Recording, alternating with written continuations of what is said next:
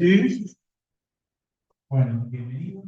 Llegamos a esta tercera charla, la última de este ciclo de charlas magistrales, acá en la Asociación de San Martín. Y bueno, hoy tenemos el honor de recibir al doctor Sabelli, la verdad, una eminencia en todo esto. Mucha gente interesada, mucha gente que no debe, si lo vamos a. El día no acompaña, que seguramente lo vamos a subir al canal de YouTube de la asociación más adelante, así que todos pueden disfrutar de esta excelente charla. Así que bueno, les agradezco por estar presentes. Bueno,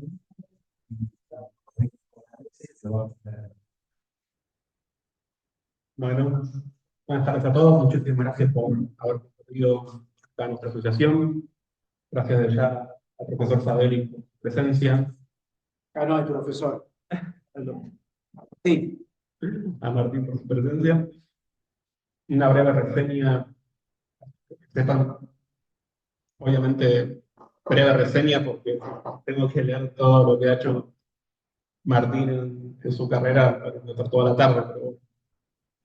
Pero, Martín es graduado de la Universidad de Harvard, Escuela Londinense de Economía y Ciencias Políticas y la Facultad de Derecho de la Universidad de Yale, miembro de la Junta Directiva del Colegio Nacional de Defensa Penal de Estados Unidos, institución en la cual es docente. También ejerce la docencia en la Asociación Nacional de Abogados Defensores de Estados Unidos, de la que fue presidente, y en otros programas de defensa penal, tanto a nivel nacional como a nivel internacional.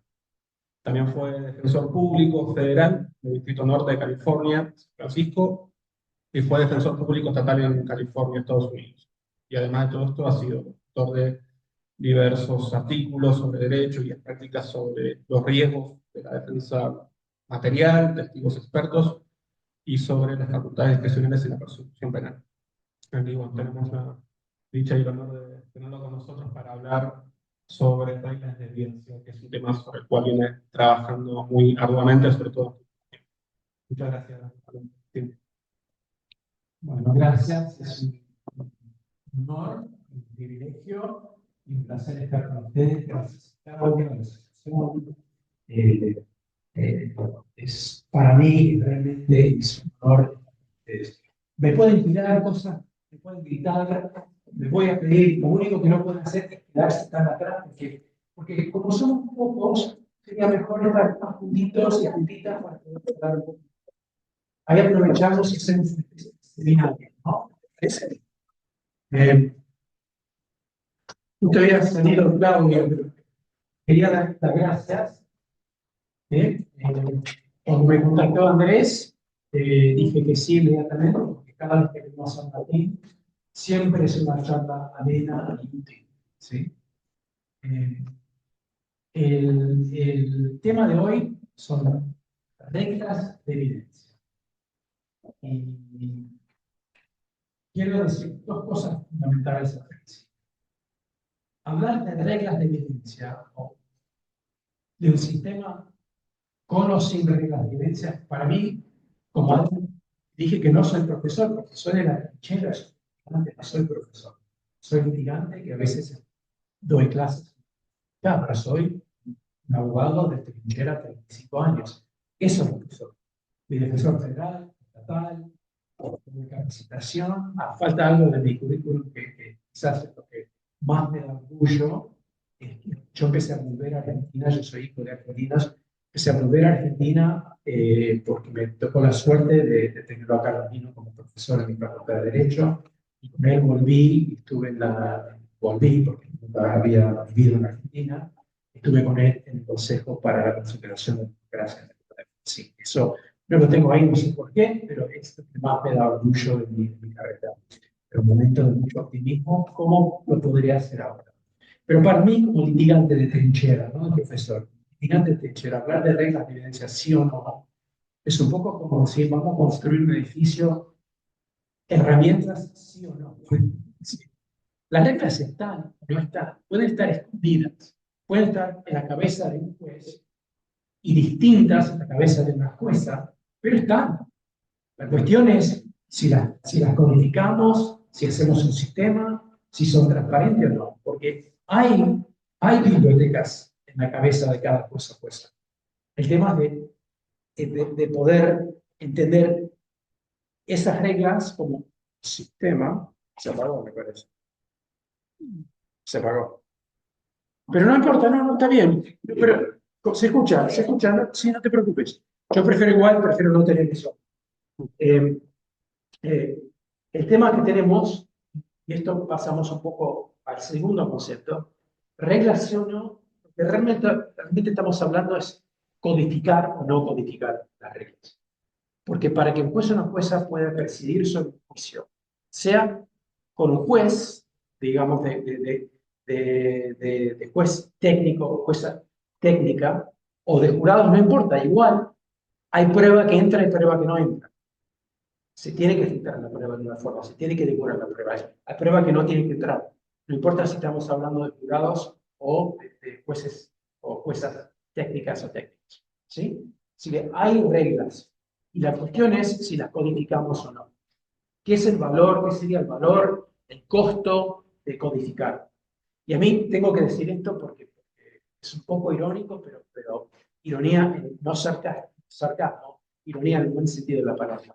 Yo no entiendo como un país, una tradición codificadora como Argentina, que viene de las tradiciones codificadoras de España, Francia, Alemania, la única cosa que no tiene codificado son las reglas de evidencia.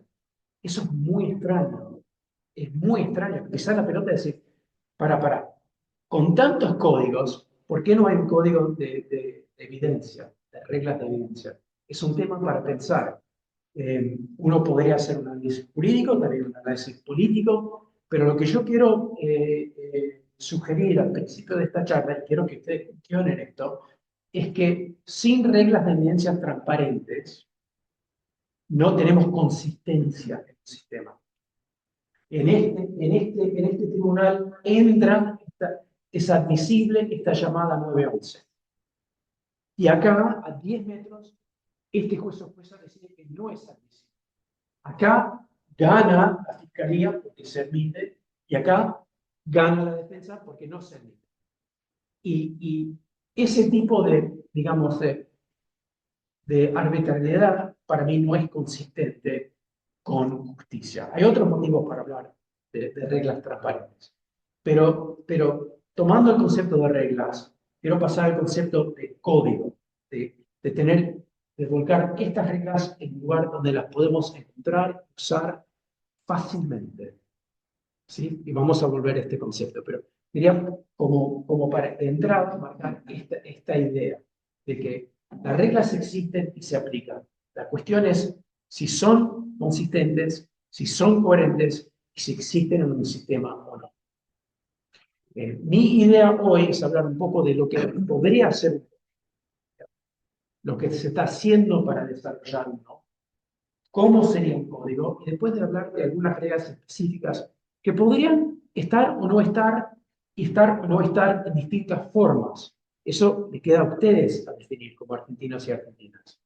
Pero ¿qué es un código? ¿Qué sería un código de evidencia? Bueno, código en Estados Unidos, hay un código federal que está traducido, mal traducido en castellano para Puerto Rico, que ustedes lo pueden bajar de internet si quieren, y es un sistema. Son más o menos 1100 reglas, no tantas, un poco menos, pero están organizados en 11 capítulos. La serie 100, la serie 200, la serie 300, la serie 400, etc. Las series 100 son las disposiciones generales. ¿Quién decide admisibilidad? ¿Por qué estándar? ¿Cuándo se decide admisibilidad? ¿Qué hay que presentar para pedir que se excluya la prueba? ¿Qué hay que pedir para pedir que se incluya una prueba, para que se admita una prueba? ¿Qué haces si un juez te excluye una prueba que para vos es necesario que esté? ¿Qué haces si una jueza admite una prueba que no tendría que estar? ¿Sí? Las explicaciones son las reglas de cómo litigamos la prueba, cómo litigamos la admisibilidad de la prueba. Un código es eso, es un sistema para determinar de una forma transparente, consistente y sistemática si se admite o no se admite la prueba. Eso es lo que es. Y eso se podría hacer en 1000 formas. Así que cuando hablan de que, bueno, es una idea yankee, ¿no? Es un sistema, es un sistema.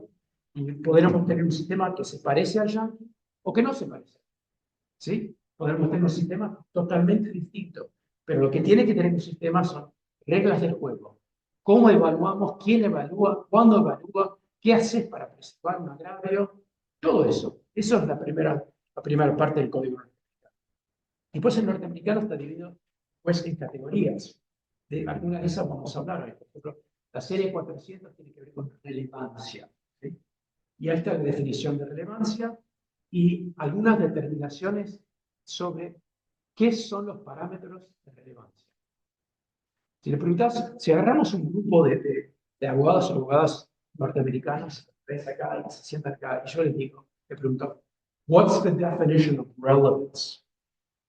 ¿Qué es la definición de relevancia? Hablamos de relevancia, no de pertinencia, porque relevancia tiene que ver, no tiene nada que ver con utilidad, tiene que ver con si no quiero tirar la definición, porque debe ser un punto.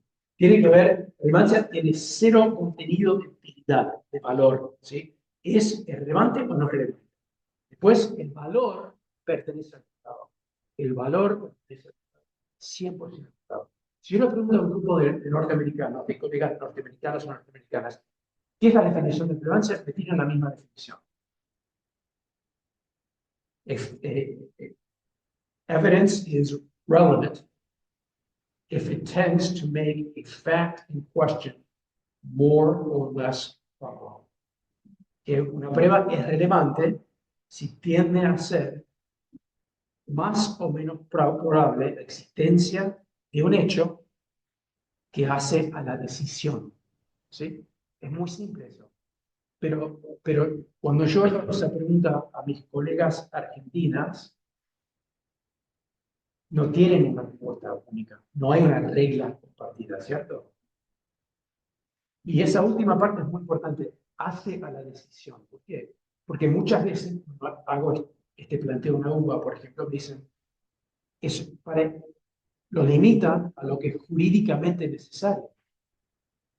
Pero la regla, para mí, una buena regla de financia, no tendría que limitarse a lo jurídico. ¿Por qué? Por ejemplo, ¿cómo? Hay un juicio en el cual una persona está acusada de matar a una persona. ¿Sí? Son vecinos hace 20 años. Fueron testigos en el casamiento uno de la otra, etc. ¿Sí? Van de vacaciones todos los años juntos. Y ahí la fiscalía no presenta un motivo para que A mate a B. ¿Es probable que haya pasado eso? Son amigos hace 40 años, las familias van de vacaciones, se quieren, son amigos, y la fiscalía no ofrece. ¿Es persuasivo eso? No. ¿Y es jurídicamente relevante el motivo? No, no es necesario comprobar un motivo. Sí, por eso, en algunos casos podría haber un agravante. No es jurídicamente necesario para el delito de fondo. Así que esta idea de relevancia tiene que ir más allá de la decisión. Y simplemente quería tirar ese ejemplo, voy a tirar otro más ahora, pero ese ejemplo de por qué es necesario cruzar la pelota y pensar qué son las normas que queremos que sean aplicadas en todos los tribunales de una forma sistemática. Y eso no significa que los jueces y juezas no van a tener discrecionalidad, por supuesto que lo van a tener. Lo que hace una regla es, de esta discrecionalidad baja acá. Eso es lo que hace. No elimina la discrecionalidad. Es decir, el margen donde el juez o la jueza va a tener que decidir es mucho más reducido y va a ser aplicando una norma que todos y todas sabemos que es la norma que se va a aplicar. Otra pregunta. La línea entre un sistema adquisitivo escrito, sistema oral, es la línea de test. Y poder ver la prueba, escuchar la prueba, contraexamen. ¿Sí? Y la prueba que se admitía sistemáticamente en el viejo sistema y no se admite en el nuevo sistema oral, es la prueba de referencia, ¿cierto? Prueba de evidencia, hearsay. El viejo sistema teóricamente estaba lleno de hearsay, está bien, porque el juez o la jueza podía leer y decidir cuánto valor darle. Y teóricamente, en el nuevo sistema no hay que ver hearsay, porque cada prueba tiene que ser sometida al contraexamen, confrontación. Ahora, ¿Qué definición tenemos en Argentina de hearsay? ¿Tenemos una definición compartida? Agarras un grupo de abogados, abogadas de Estados Unidos, los menos inteligentes, las más tontas, las que nunca estudian, las que apenas se recibieron, los que no saben nada, los que prefieren jugar fútbol americano que abrir un libro y leer lo que son los peores abogados, y todos te van a tirar una definición compartida. Hearsay, una prueba de referencia, es una aseveración hecha fuera del crimen, paréntesis, por eso no sometido al contraexamen, ofrecido para comprobar la verdad de esa aseveración. Es súper simple. Y uno cuando empieza a pensarlo, bueno, es lo más lógico, es muy lógico eso. Si alguien dijo algo el día antes del juicio, y esa cosa quiere tener una parte para comprobar la verdad de ese dicho, el auto del loco, en vez de traer el testigo, meto ese hearsay por medio de otro testigo, un policía, una vecina, etc. Eso es hearsay. Pero para poder realmente implementar este cambio del viejo sistema al nuevo sistema, necesitamos una regla clara, con excepciones. Vamos a hablar de excepciones. Pero, ¿qué pasa? ¿Qué resultado tenemos ahora en el juicio por jurados y también con jueces y juezas técnicas de no tener una regla compartida? Porque estoy seguro que no hay una regla compartida, no la hay. Yo pregunto siempre. Pero, ¿qué pasa? Yo voy a los juicios argentinos, están llenos de hearsay. Llenísimos de hearsay. Ahora, puede ser que uno diga que no entre en una página escrita, eso es como sagrado, una religión. Lo escrito no, lo escrito no, lo escrito no. Pero escrito es una forma de hearsay. Hay 1000 formas de hearsay. El policía que habla de lo que le dijo la vecina de que habla de lo que dijo la otra vecina, etc. Hay 1000, una sábana de llamadas de Telecom, es hearsay. Acá está ofrecido para comprobar que este teléfono se conectó con este teléfono en esta fecha por 17 segundos. Y tenemos que tener una excepción que permite que entre esto, ¿cierto? Hace falta una excepción.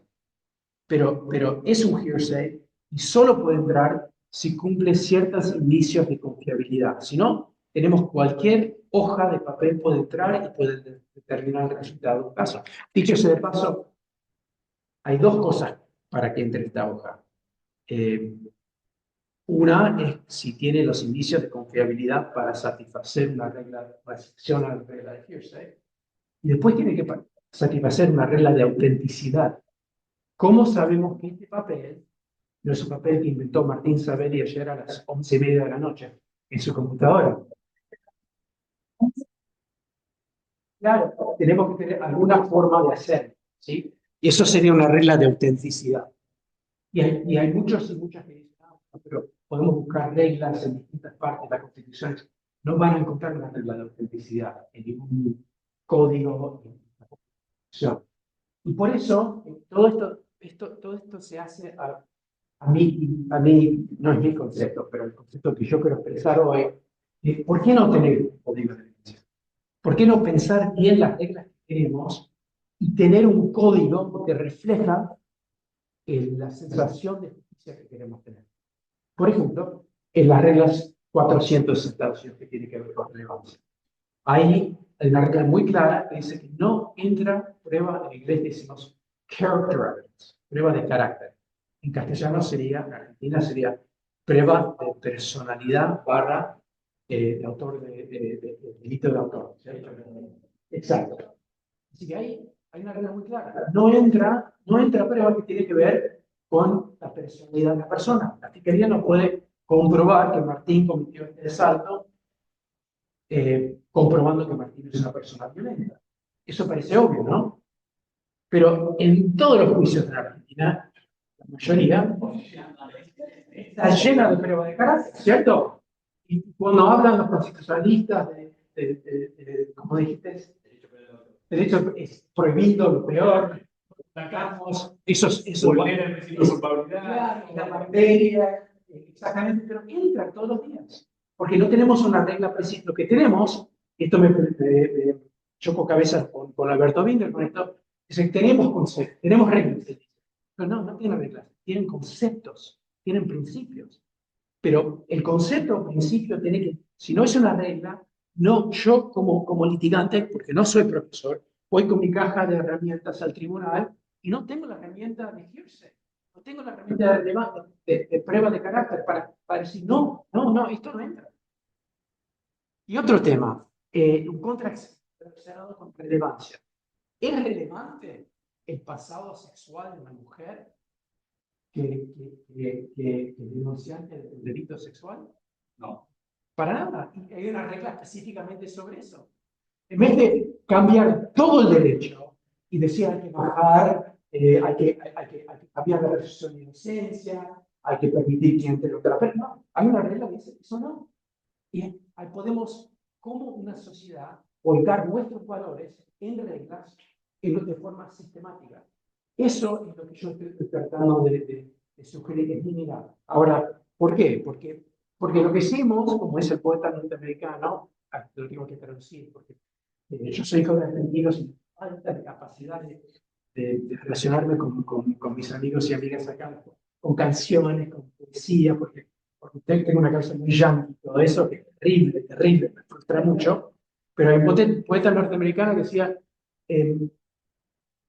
construiste los castillos en el aire, está bien, ahora poné los cimientos. ¿Qué hicimos con el juicio por jurados en Argentina? Pues construimos castillos en el aire, pero ¿qué son los cimientos fundamentales para que puedan prosperar? Por ejemplo, si yo hace 15 años me hubiera dicho, Martín, arruinar el juicio por jurados en Argentina, quizás porque vienen y dirán, bueno, vamos a empezar con juicios muy, con los casos más importantes, pero no les vamos a dar las condiciones necesarias. No vamos a tener una oficina de gestión de que traiga suficientes jurados. No vamos a tener un código de ética que requiere la preparación para el juicio. ¿Sí? Tenemos códigos de ética que son más conceptuales, pero son conceptos de buena fe y mala fe. Pero si este juicio tiene que prosperar, si este juicio va a resultar un veredicto íntegro, también es fundamental que las 2 partes, o las 4 partes, o las 17 partes vengan preparadas con la prueba. Porque todo puede ser perfecto en el juicio. Yo puedo ser el mejor abogado de la historia del mundo, defensor. Carla puede ser la mejor fiscal del mundo. Yo sé que no es fiscal, pero, pero si ella no trae la prueba, y yo no traigo la prueba, ¿qué valor tiene el veredicto? Así que reglas de evidencia, reglas de ética, un sistema de litigación antes del juicio para preparar la cancha, oficina de gestión que aseguren que hay suficientes jurados para poder tener un jurado imparcial, elegir o deseleccionar un jurado imparcial. Investigación defensiva para que el deber ético de traer la prueba puede ser cumplido. ¿Sí? Pues no tenés recursos como para investigar como defensor o defensora, puedes traer la prueba. No, yo no puedo estar como defensor en un sistema penal pidiendo a la fiscalía, por favor, tráigame prueba. Ya sé, hablo con mi cliente y ella me dice algo que teóricamente es confidencial, y ahora yo tengo que, para traer un testigo, una prueba, tengo que revelar. Sí, Y ojalá te lo digan. Ojalá te lo digan. Lo que yo estoy diciendo ahora es que estoy tratando de poner esta idea de código de evidencia en un marco más amplio. Es esta idea de que tenemos algo que podría ser muy útil, el juicio por jurados, para asegurar una justicia más independiente y también más confiada, ¿sí? Pero todos los cimientos todavía no los pusimos. Y hoy me quiero concentrar en uno de esos cimientos, que es reglas de evidencia que pueden ser o no ser codificadas. Para mí, yo no entiendo por qué no serían codificadas, porque sería una forma de tenerlos todos en un lugar y poder evaluar como sistema todo. Así que yo no entiendo por qué, pero pero las reglas tienen que estar para que yo como defensor o yo como fiscal pueda hacer mi trabajo. ¿La policía me trae esta prueba? ¿Puedo acusar o no? ¿Tengo prueba para superar la duda razonable, la presunción de inocencia? Para hacer eso tengo que saber qué se admite y no se admite. Y lo mismo, un defensor o una defensora para asesorar a su cliente. Abreviamos, presentamos esta defensa o no. Todo eso requiere un sistema de reglas que uno podría buscar en un código.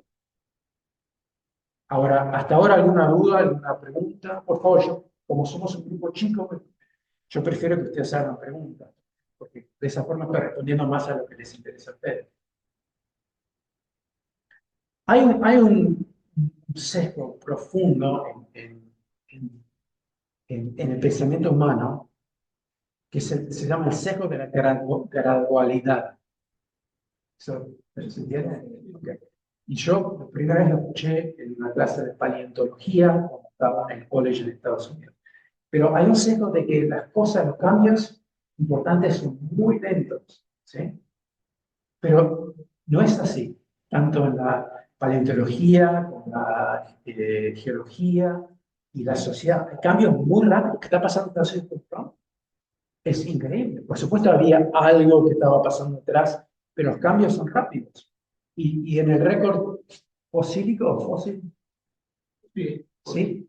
Podemos ver que hay equilibrios y pues cambios muy importantes, pues otros equilibrios, ¿sí?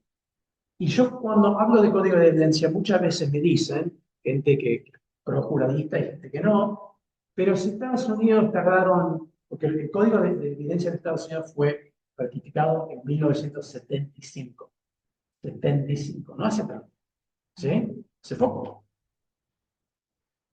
Las defensorías explotaron en 1963, 12 años antes. Hay una relación ahí. Y pues vamos a volver a eso. Pero ahí está, me dicen muchas veces, pero si en Estados Unidos tenían 200 años y el código fue ratificado en 75, Argentina también tiene que pasar por este proceso de litigar y desarrollar y que salgan fallos, que establezcan reglas. Si ustedes tardaron tanto, ¿por qué no podemos nosotros también pasar?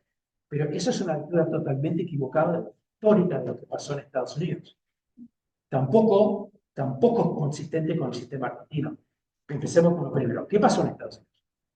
El desarrollo por common law, por el sistema de precedente que tenemos allá, fue tan caótico, tan incoherente, tan inconsistente, que generaba diferencias tan importantes que por fin dijeron, no podemos tener esto, necesitamos un sistema codificado. No es que fue un proceso divino, poético, hermoso, lírico, de repente hay tanta cohesión en el precedente que alguien simplemente tenía que buscarlo en el código, ¿no? Era todo lo opuesto. Eran decisiones inconsistentes, caóticas, nadie entendía nada y por eso se... Claro, tenemos la posibilidad de hacerlo. Si cuando dicen, ¿por qué no pasamos por el mismo proceso? Porque decir, primero, porque no fue un proceso bueno. No fue un proceso bueno. Segundo, en Estados Unidos existe la herramienta del precedente. No pudo solucionar el tema de coherencia y consistencia, pero existe el concepto de precedente. En Argentina, el concepto de precedente es mucho más débil. Así que tampoco existe acá la herramienta que sería necesaria para poder teóricamente desarrollar normas de esa forma. Pero históricamente el ejemplo norteamericano enseña que no, eso no va a pasar. Uno tiene que pensar, pisar la pelota y decir, no, queremos un sistema que es consistente en todo el país, transparente. ¿Sí? Y para mí, con tanta gente tan inteligente en Argentina, tanta gente, porque la gente joven que tiene la mente abierta, ¿por qué no? ¿Por qué no? ¿Por qué no? ¿Por qué no ir en esta dirección. Eso no lo llego a entender. ¿Qué resistencia? Yo entiendo que puede haber una resistencia de parte de jueces y juezas que no quieren que les atemos la mano. Eso puede ser. Eso siempre me choca a mí porque en el ejemplo de jueces y juezas, en un sistema de juicio por jurados bien hecho, tienen mucho más poder. Los jueces federales en Estados Unidos son súper poderosos, súper respetados. ¿Qué dirían ustedes que es el nivel de respeto por los jueces y juezas en Comodoro Pi ahora? Y lo digo, no lo digo mal, pero la verdad es que si soy juez yo, federal de Argentina, yo prefiero un sistema donde a mí me respetan mucho más, donde no me acusan de ser político.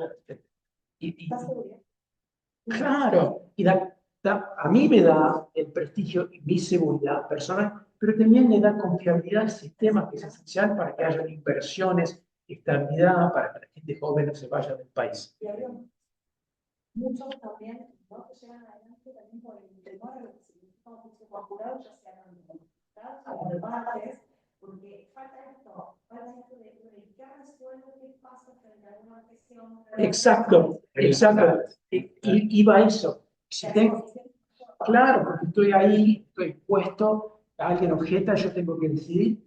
¿Cómo voy a decidir cuando no tengo un sistema de reglas que me guía? Sí, exactamente, ahí soy yo. La falta de codificación, lo que vemos es que cuando ofrecen pruebas las partes, y hay planteos que el tribunal resuelve realmente no relevante por su pertinencia, y lo que se ve mucho, se plantea también se da mucho importancia, es el tema de los sagrados. Dice la Cámara, el Senado, la cantidad principal, y lo peor que veo, lo hemos hablado de la Cámara de Nación también, me acuerdo de Alonino, Eminencia, como siempre pasa, y el tema de los sagrados.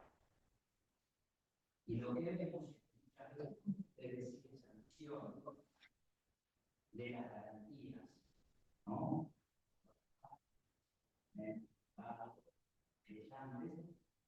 Es decir, que cada uno no se permite una.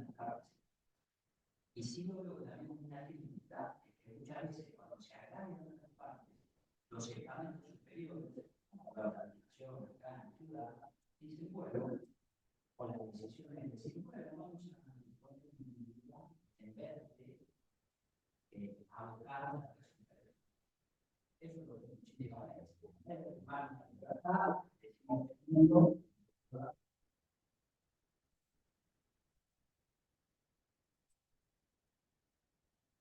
Sí, sí. Gracias por traer el tema de la apelación. Porque si tenés un sistema de reglas acoplado con un sistema de evidencia, con un sistema de reglas éticas que requieren preparación,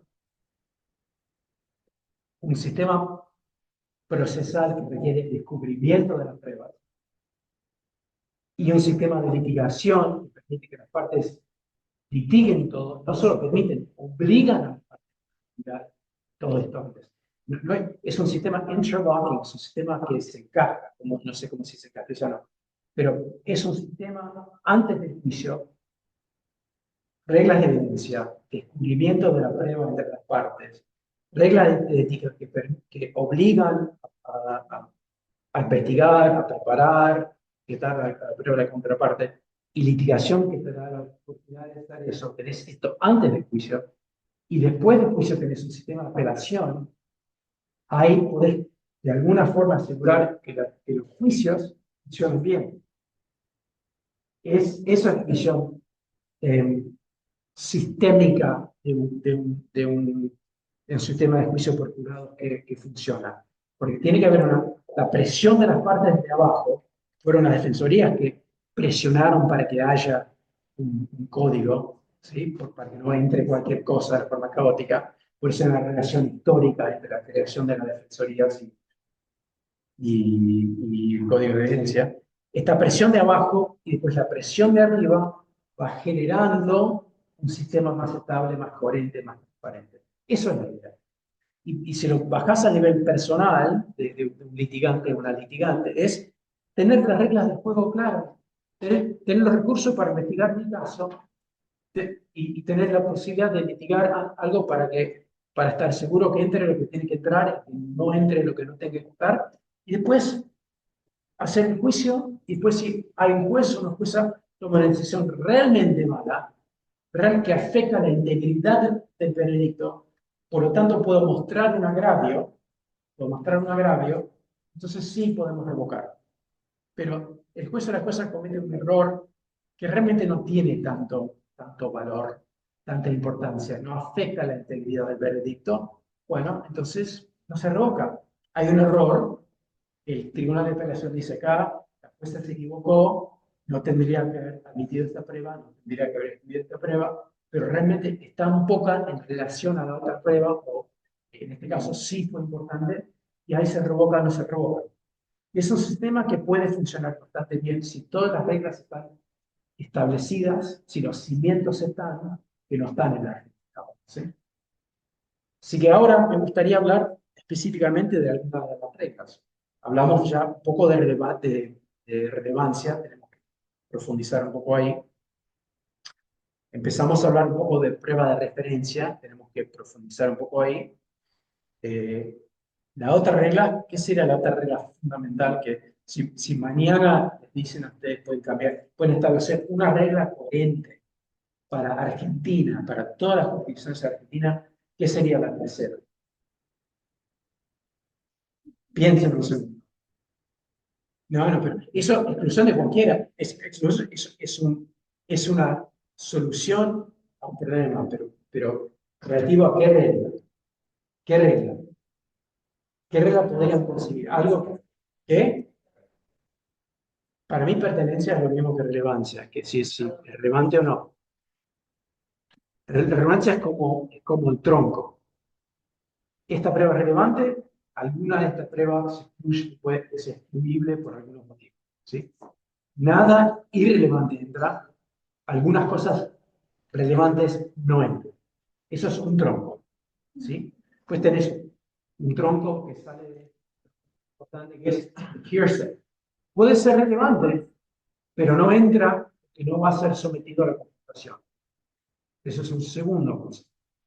Pero ahora hay una fuente de prueba muy persuasiva, muy importante, casi determinante en muchos casos, que entra todos los días en los tribunales argentinos sin una regla.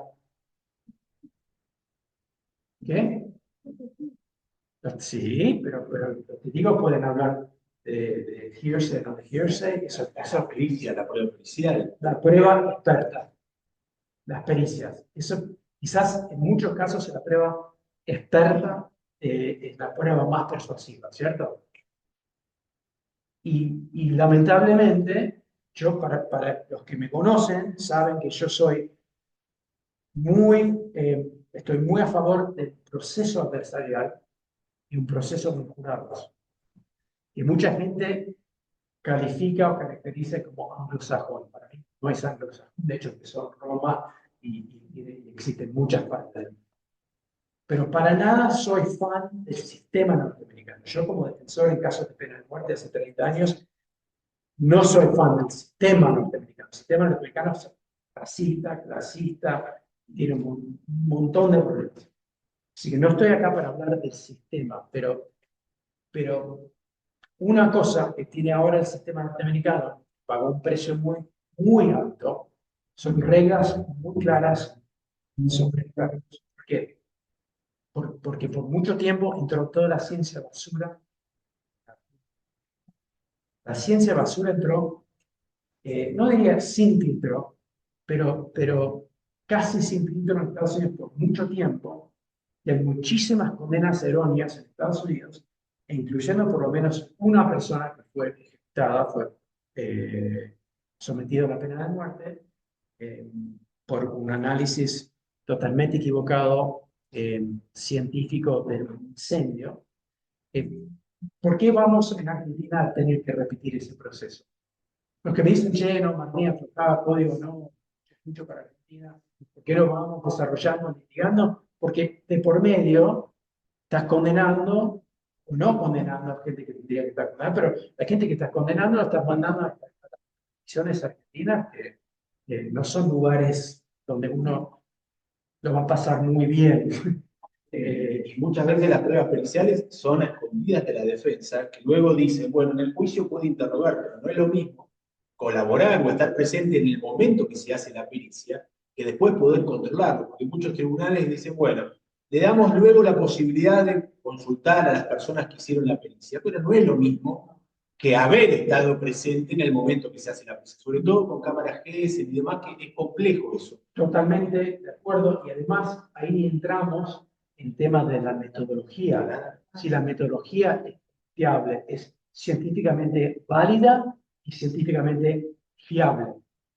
Ahora, así que para empezar, para mí esas son las tres reglas que, aún sin código, supongamos que no, están todos ustedes, están todos en contra del código, perfecto. Pero tres reglas que tenemos que tener en Argentina: la relevancia, para que entre en lo que es relevante, no entre en lo que es relevante. Y dentro de eso, la prueba de carácter. Los antecedentes que entran, que nada tiene que ver con la culpabilidad, pero es casi imposible imaginar darle a esta persona la presunción de inocencia si sabes que él tiene este antecedente. Y empíricamente no hay relación entre condenas anteriores y repetición, por un montón de motivos. Hay montones de estudios sobre esto. Tenés una eje en la relevancia, particularmente en el contexto de carácter. Fundamental. Tenemos una regla de relevancia y una regla, subregla, no sé cómo se diría en castellano, un aspecto de esa regla que habla directamente de prueba de carácter. Pero quizás en algunas situaciones es necesaria que entre algún acto o antecedente, ¿sí? Supongamos que yo estoy acusado de matar a Andrés, ¿sí? Y en este caso, la teoría de la fiscalía es que yo lo maté porque somos líderes de dos pandillas que venden drogas, fue por un conflicto sobre territorio, ¿sí? Y yo tengo un par de condenas previas que demuestran que yo, por venta de Paco, venta de drogas en esa misma zona, ¿sí? Y supongamos, bueno, ahí sería relevante para comprobar mi carácter de mala persona, no, eso no se permite. Pero serían relevantes ¿para qué? Para comprobar que yo soy narcotraficante, que es relevante a mi motivo para matarlo. Así que es una excepción, o sea, una regla general de excluir prueba de carácter, pero acá la fiscalía podría decir, su señoría, antes del juicio, litigarlo, la defensa podría oponerse, la fiscalía podría decir, en este caso no queremos comprobar, y no vamos a argumentar que Martín es mala persona, no vamos a decir que Martín es una persona violenta, vamos a ofrecer esta prueba para demostrar que Martín es narcotraficante en esta zona. Supongamos que la defensa ahí dice, nosotros no vamos a controvertir que Martín es narcotraficante y que era narcotraficante en esa zona. Bueno, ahí la decisión es más difícil. A ver. Después me recordás hablar de convenciones probatorias, porque yo creo que se está usando mucho ese concepto en Argentina de forma que no lo usamos allá, pero después volvamos a eso. Pero ahí la relevancia, ¿por qué sería relevante esta condena si no está controvertido que Martín es narcotraficante y era narcotraficante en esta zona? Ahí es más complicado, porque la fiscalía tiene el derecho de no solo alegar algo, pero también sostener eso con una prueba real, ¿sí? La cuestión entonces es, si Martín tiene 2 antecedentes o 3, quizás se admite uno, para que no sea inflamatorio. Y eso es el tipo de litigación que hacemos antes, ¿sí? Eso es, quiero decir que que nadie te puede decir, en esta regla nunca va a entrar, siempre va a entrar, va a haber este litigio donde las partes presentan su mejor argumento. Entonces, no pueden entrar estas tres, porque el jurado, en base de estas tres, va a decidir que Martín es una mala persona y no lo van a poder dar la presunción de inocencia, dice el defensor. Y Cal dice, no, yo tengo la obligación de comprobar que este tipo vendía drogas en esta zona, en estos años, y por lo tanto tuvo el motivo para enfrentarse con un rival. Y ahí, dependiendo de lo que admite o no admite, lo que reconoce o no reconoce la defensa, el juez o la jueza tiene que tomar una decisión. Hay otras excepciones, otras excepciones a esta regla de carácter.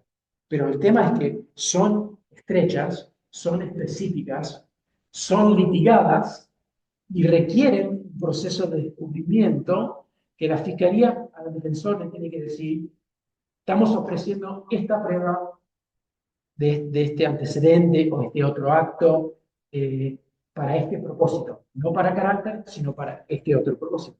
Y dicho ese paso, la defensa es lo mismo. Yo como defensor muchas veces ofrezco prueba de otros actos. Como por ejemplo, si mi teoría es que él mató a ella, no que fue mi cliente Andrés, yo quizás puedo ofrecer antecedentes o otra evidencia sobre el pasado. Claro, pero va a comprobar que esta otra persona tenía el motivo, la oportunidad de matar a esta persona, tenía un plan para matarla.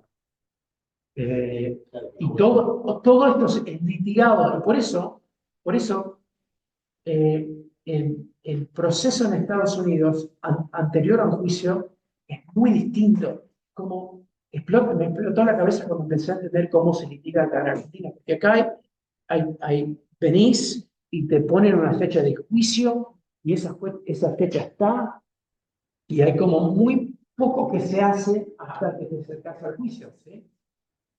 En Estados Unidos no pones una fecha de juicio en sí. Falta mucho, porque primero hay que investigar un montón de cosas, y una vez que uno tiene una idea de las dimensiones del caso, los parámetros del caso, quizás ahí se pone una fecha de juicio. Y hay un montón de litigación que ocurre antes, y no hay una audiencia preliminar, hay muchas audiencias preliminares, que acá no pasa, donde se discute, yo por ejemplo siempre, mucho tiempo antes de la fecha de juicio, tenemos audiencias sobre expertos. ¿Por qué? Porque es litigación muy compleja. Ahora cuando pasamos a la regla de expertos vamos a ver la complejidad. Son simples, pero requieren un trabajo complejo porque hay que casarlas con las metodologías científicas o las metodologías técnicas, ¿sí? Así que lo primero es relevancia. Necesitamos un sistema de relevancia con una regla específica de carácter, con excepciones para poder hablar de antecedentes u otros actos.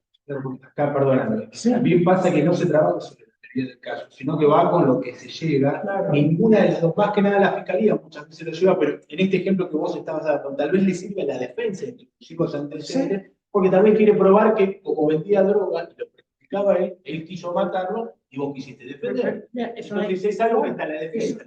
Claro, una legítima defensa. Quiero mostrar que no solo tiene, supongamos que no tiene un antecedente, él es la persona que murió, ¿sí? No digo víctima porque en el caso él es el agresor, es la persona que murió, pero según la fiscalía, él es la víctima. Bueno, él no tiene un antecedente de violencia, pero en la zona, 2 veces cuando se enojó con el kiosquero, le pegó con un palo.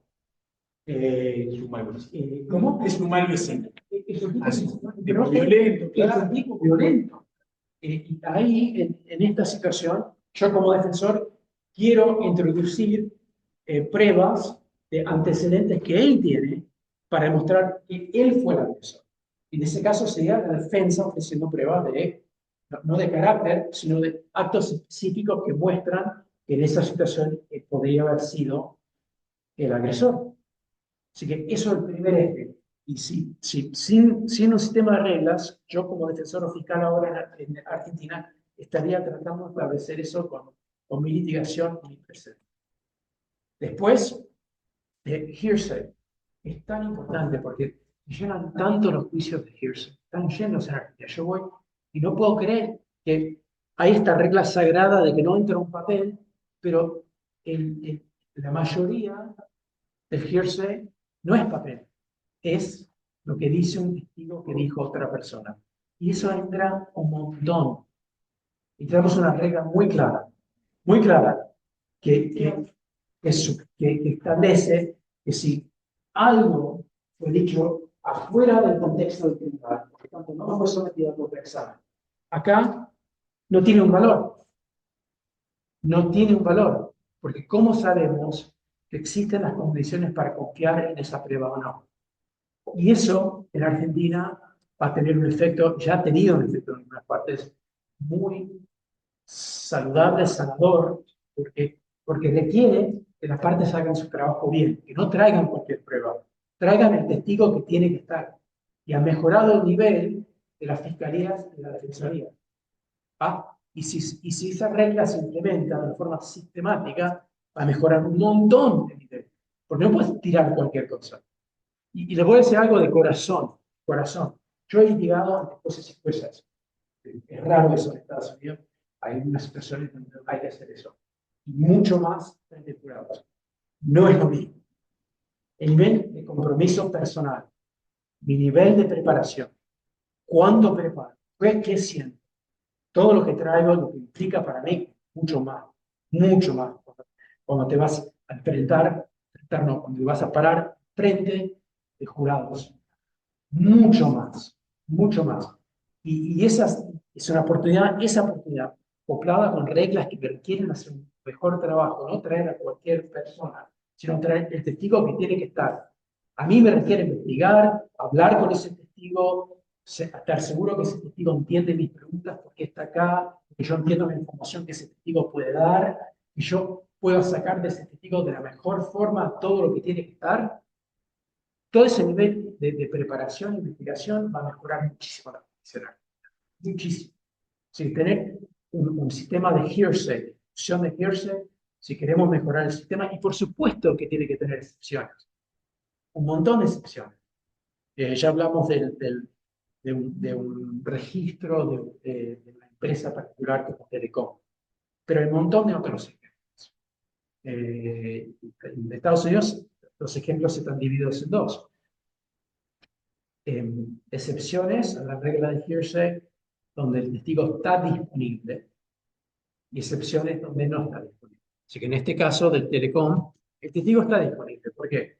Porque podríamos tener a alguien de Telecom para testificar que miró toda la base de datos y sacó esta llamada. ¿Sí? Podría. Así que sea disponible o no, no afecta porque este papel podemos demostrar que es basada en información que se mantiene, no para este juicio, ¿no? Con fines de litigación, sino que Telecom lo hace con todas las llamadas, todo, por un fin económico, ¿cierto? Y que tiene una base de datos que es confiable y que esta persona entró en la base de datos, impuso estos parámetros y salió esta llamada o esta llamada. Bueno, eso es cuando el testigo está disponible. Sí, bueno, documentado, perfecto. Es un ejemplo. Y después también hay situaciones donde el testigo no está disponible. Por ejemplo, un testigo que se fue. ¿Por qué? Porque el acusado la amenazó con muerte. A mí me pasaba muchas veces en Estados Unidos, yo tenía un testigo y lo deportaban. Disculpa, no que yo no estoy haciendo mi trabajo. La contraparte hizo imposible hacer mi trabajo. Y tener un sistema, ¿por qué ser el sistema norteamericano? Puede ser un sistema bien argentino, con un fardo y todo, pero hay este concepto de que por ser reglas tiene que ser yankee, eso no lo entiendo, porque puede ser totalmente, y de hecho yo creo que hay cosas están muy equivocadas en el poder norteamericano, que yo no un par de minutos voy a hablar del proyecto de código acá en Argentina, pero hay cosas que están para mí muy equivocadas en Estados Unidos que no tendrían que estar en el código argentino. Para nada. Pero el concepto de que codificar es yankee tan raro porque codificar es bien francés, alemán, argentino, español, italiano. Claro, es como, te dicen eso con una cara dura. ¿Qué venís con un código? Porque eso no tendría... El código es totalmente la tradición europea. Y el tercer eje que quería dejar sentado hoy es de expertos. Ya empezamos a hablar de eso. ¿Qué elementos tendría que tener una regla de expertos? Bueno, tendría que, de alguna forma, decidir si es admisible la opinión o no en base de lo que expertos o expertas en esa área dicen que es confiable o no es confiable. Por ejemplo, una médica no podría opinar sobre ¿cómo? Arquitectura. Claro, o como hace mucho distancia de disparo. Eso pasa.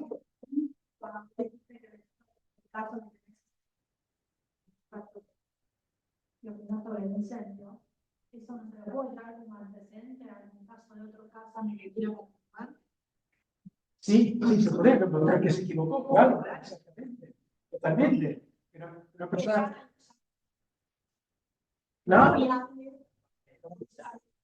claro, lo que pasó es que ese tipo realmente tenía buenas calificaciones, no, pero porque el tipo 10 años después de la ejecución, él mismo dijo, esta ciencia no es confiable. Pero ya era más tarde, lo había matado en Texas. Es Texas, es la República de Texas. Así que el primer eje tendría que ser calificaciones. Si la persona tiene la formación necesaria para dar esa opinión.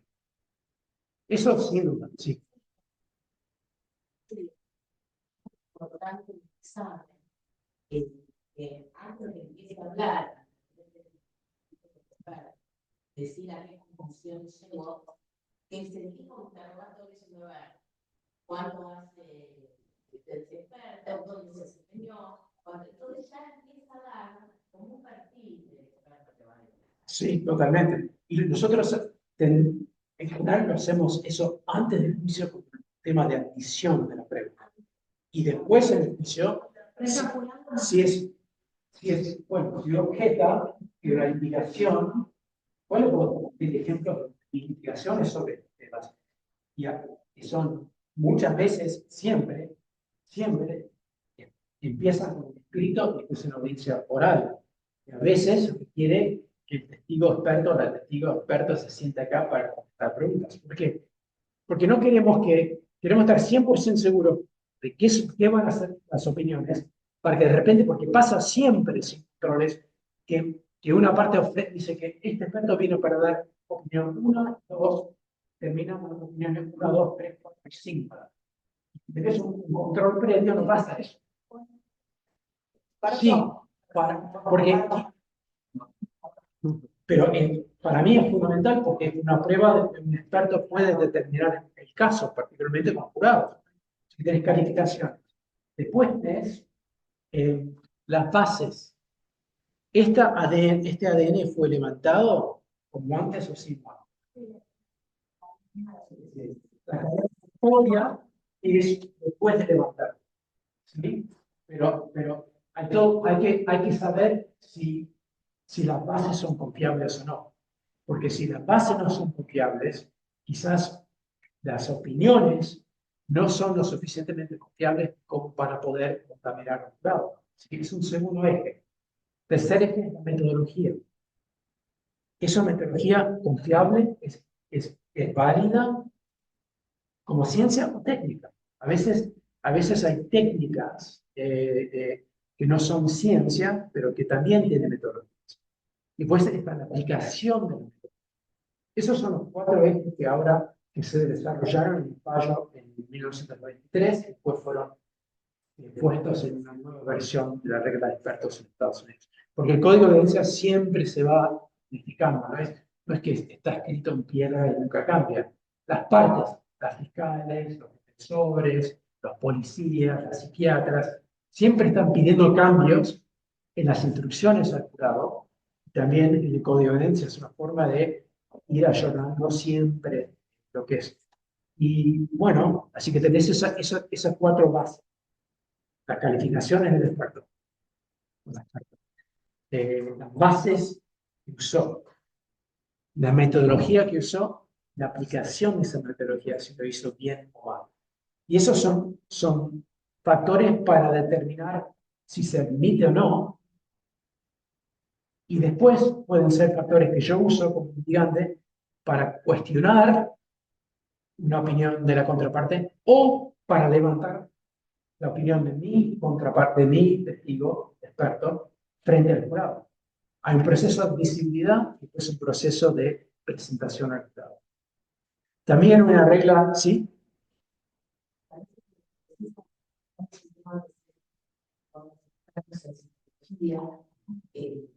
De los juicios, de los códigos de los delitos contra la integridad sexual, y entonces uno tiene a los peritos oficiales, al perito de la y a otro que viene con peritos de parte, donde el que está dado en qué metodología utilizamos.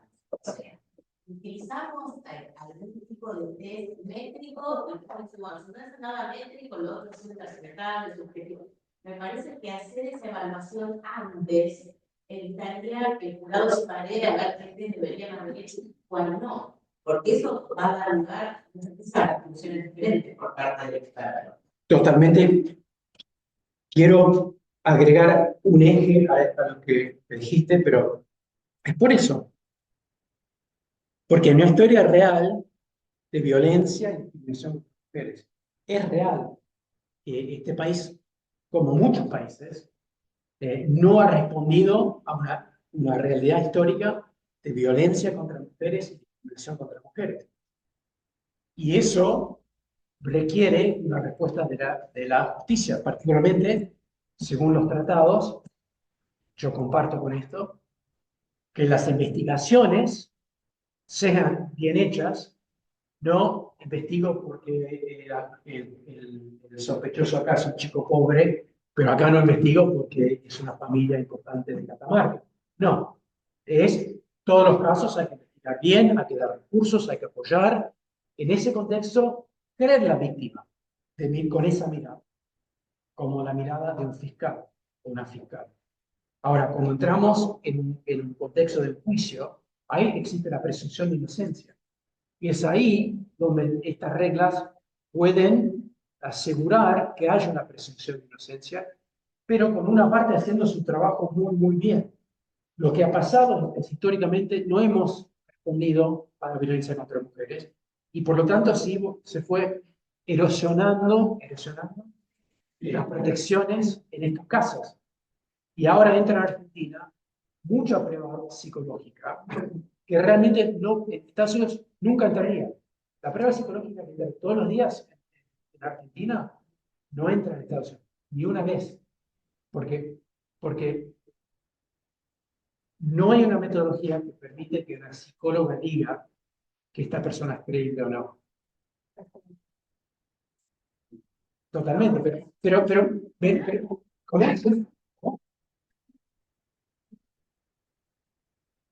Sí. Sí. Es informe hoy hablan con él, que debería dejar Claro, y estamos en el marco de discusión sobre prueba oferta, ¿sí? Y claro, y la prueba psicológica que se admite, la prueba psicológica experta que se permite en Argentina, nunca fue admisible en Estados Unidos. Porque no hay una metodología que permite que este profesional diga que esta persona es creíble o que miente, un segundito, que miente o no miente. Y no entraría por dos motivos. Primero, porque metodológicamente no existe. Vamos a hablar de eso en un segundo. Pero también porque hay una otra regla que es parte del sistema de expertos que dice que él, como experto, no puede reemplazar su opinión por la decisión del jurado. Él puede apoyar la información importante para el jurado, que es necesario para el jurado, o útil, no necesario, útil para el juzgador, pero no puede reemplazar. Si es una inimputabilidad y la defensa dice que Andrés, en el momento que mató a una persona, estaba en un brote, ya voy, estaba sufriendo un brote psicótico y él no sabía que estaba presionando un gatillo, o que él sabía pero no podía controlar. ¿Cómo? Son dos teorías distintas. En Estados Unidos, por la regla 704, él no podría decir el martes pasado, hace un año, el 13 de marzo, Andrés no comprendía sus acciones. Él podría decir que Andrés sufre un defecto orgánico del cerebro que bajo ciertas circunstancias, deshidratación, estrés, falta de comida, calor, es gatillada. Si él da eso, pues la defensora presenta en el caso primero que él sufre en estas son las condiciones y después comprueba que ese día él estaba deshidratado, que no había comido, estaba estresado, que hacía calor, que él había sido provocado por otra persona. Y al jurado dice, estaba en estas condiciones, sufría, toda la otra prueba, no solo esas dos pruebas, todo, y ahí decide, ¿sufrió un brote o no? Pero acá en Argentina yo veo que permiten que él diga directamente el 13, en ese momento él sufrió, pero no hay ninguna metodología psiquiátrica, psicológica, neuropsicológica que permite que un profesional, neuropsicólogo, psicólogo, psiquiatra diga lo que le pasaba en la cabeza de él el 13 de marzo del año pasado. Científicamente no es posible. No es posible. Pero pasa todos los días en Argentina. Lo que va a pasar en Argentina, ahora tú me pasas la pelota, es que hay una psicología clínica y una psicología forense. El propósito de la psicología clínica es que es sanar a una persona. De la forense es que entender lo que pasó en la situación. Desde el punto de vista de la clínica, uno tiene que creer a la víctima. Porque yo no te puedo sanar, vos no me puedes sanar a mí para partir. No creo que te haya pasado eso. Lo importante es lo que yo estoy diciendo. Y desde el punto de vista de la clínica, uno no cuestiona. De la forense, uno no puede no cuestionar. Y la psicología clínica ha invadido el campo de la psicología forense en Argentina. Porque no hay una regla que lo impida. Por eso es fundamental, tanto para la defensa como para la fiscalía. Sí, perdón. ¿Cómo te llamas? Gabriel.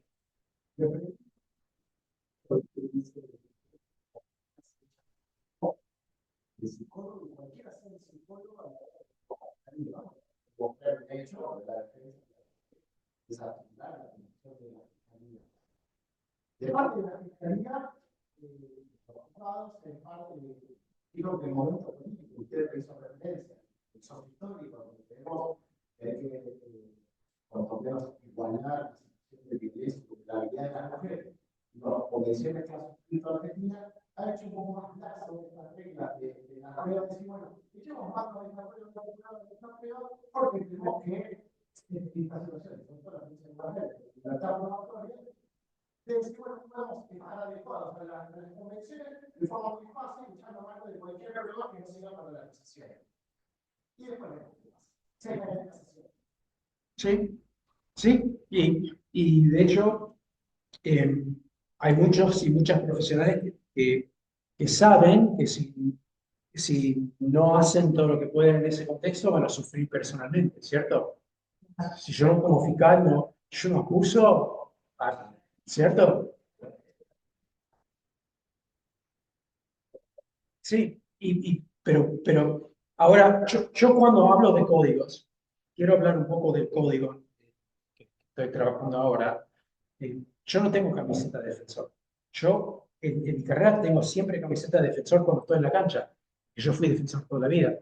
Pero yo, cuando hablo de reglas, tengo camiseta de defensor. Tengo camiseta de ciudadano.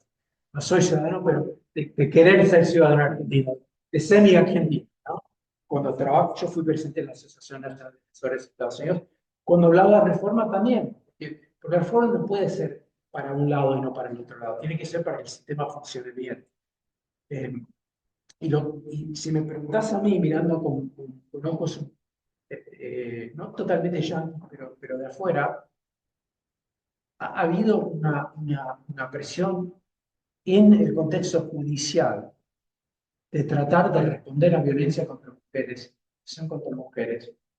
cuando si uno para y piensa, la sociedad nunca se cambia por los tribunales, por los juicios. En Estados Unidos, en 2020, un policía blanco se arrodilló sobre el cuello de un africano americano, ¿sí? Mató. Y esa persona fue condenada, ese policía, ¿sí? 2 otros policías que estaban ahí. ¿Eso cambió la violencia contra africanos americanos? Hay muchas condenas de policías blancos por violencia contra africanos americanos en la calle. ¿Eso cambió? ¿Cambió la violencia, el nivel de violencia de policías blancos contra africanos americanos? No, porque es un tema mucho más profundo. Y esta idea de que en Argentina vamos a resolver, por supuesto que el proceso tiene que ser justo, que las denunciantes tratadas como víctimas por la fiscalía, tratadas bien, todo investigado, tratadas bien en el tribunal, informado todo necesario, pero no va a cambiar la sociedad. Si queremos eliminar discriminación contra mujeres y violencia contra mujeres, no va a pasar porque condenan 2% más, o 10% más, o 20% más. No va a cambiar, eso no va a cambiar. Y el costo también, si estamos condenando a gente inocente, el costo es increíble, no solo por el efecto sobre la persona inocente, pero supongamos que es una violación, es un asalto sexual y condenás al tipo inocente. ¿Qué significa eso? No, pero además el tipo que violó está ahí en la calle. Sí, eso, hay mucho trabajo sobre eso que pasó en Estados Unidos, específicamente en el contexto de testigos oculares, porque antes había un sesgo de que un testigo ocular es confiable.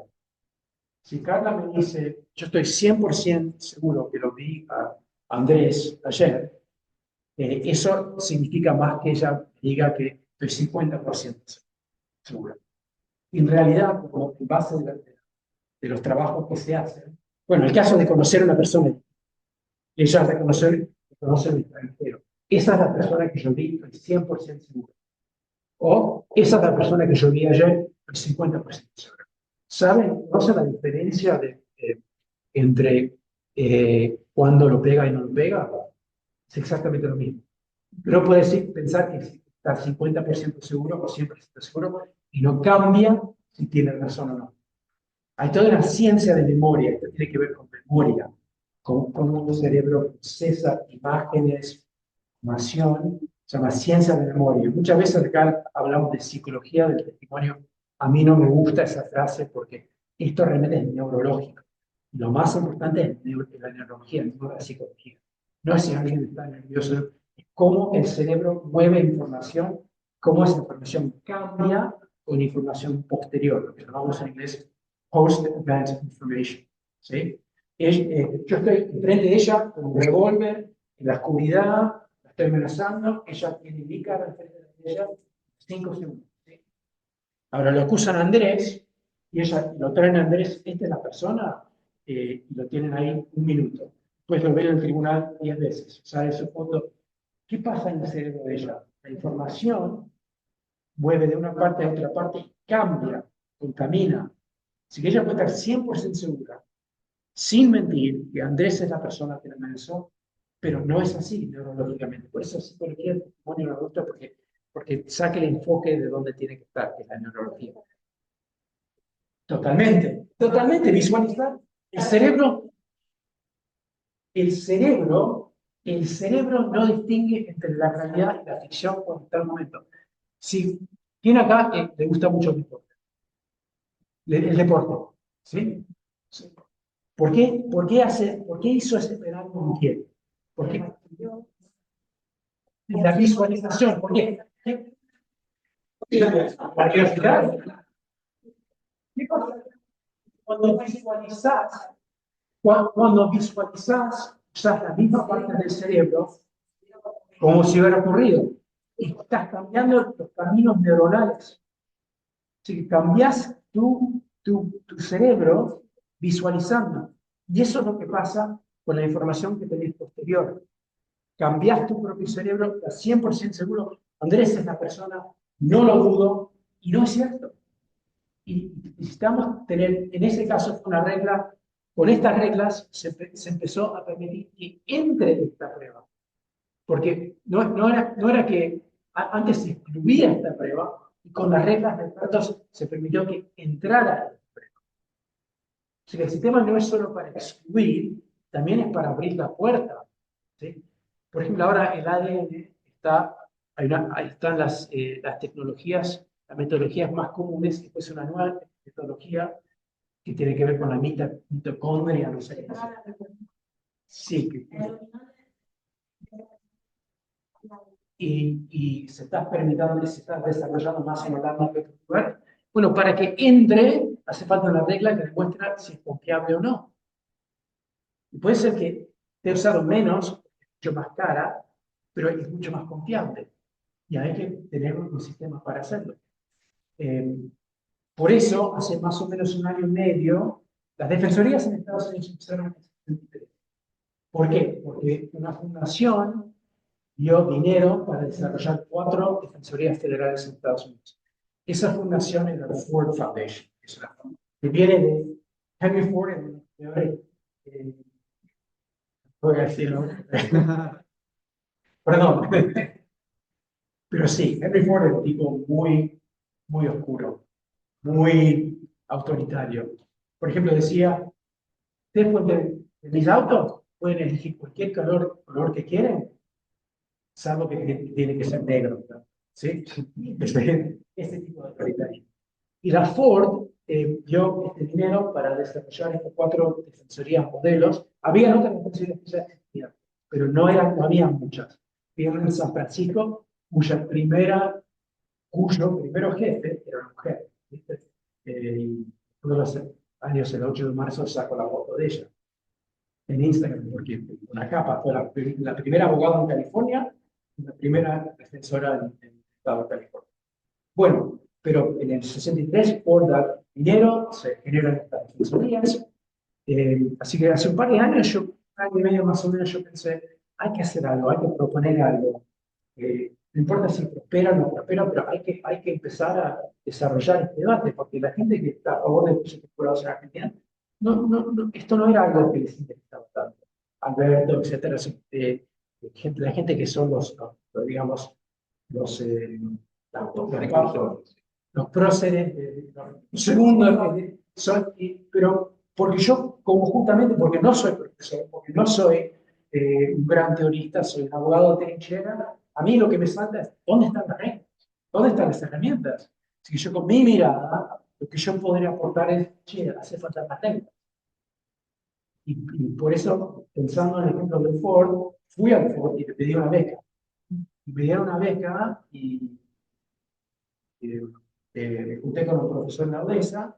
Estamos desarrollando un código modelo que tiene distintas opciones, que no es el código norteamericano, para nada, muy distinto. De hecho, estamos horas y horas hablando de por qué esta regla en Estados Unidos no podría ser aplicada, no tendría que ser aplicada en Argentina. Miran, por ejemplo, de las reglas de Colombia. Colombia tiene reglas, un par de reglas en el código procesal que históricamente no se aplicaron porque no tienen un sistema de litigio, mirando los sistemas europeos, sistemas en otras partes del mundo. Estamos constantemente tratando de entender, y este año para agosto vamos a sacar un borrador para compartir y empezar a hablar, pero la idea no es que estas son las reglas, sino estas son opciones que en su todo podrían ser un sistema o distintas partes podrían ser tomadas. Supongamos que Santa Fe dice, no, che, bueno, no estamos para un código, no tenemos el tiempo, hace falta evaluar, pero urgente con una regla de expertos porque nos están matando con cualquier prueba, pueden, por un acordado en un tribunal, o por una legislatura, o cualquier medida que quieren. Ahí yo soy el último que puede opinar. Pero existe una biblioteca de conceptos, como un todo o separables, para poder empezar a impulsar esta discusión. Porque si no, yo realmente tengo mucho miedo.